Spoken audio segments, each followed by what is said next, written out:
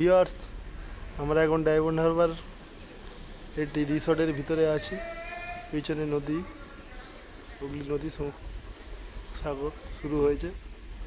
সামনে দিয়ে শিপ যাচ্ছে, দেখুন।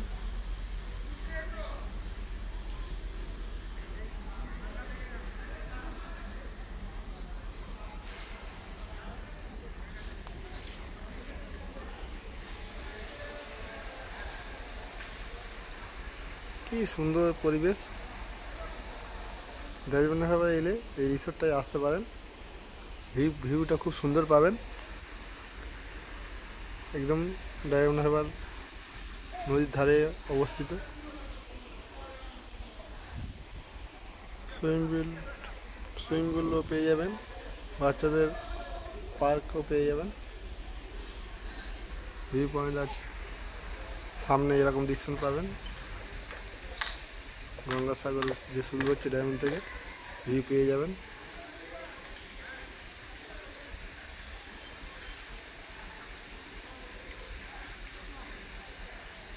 জুম করে দেখানোর চেষ্টা করব।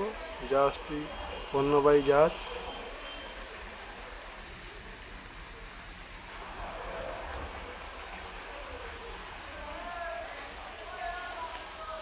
আসুন ডায়মন্ড হারবার, খুব সুন্দর পরিবেশ।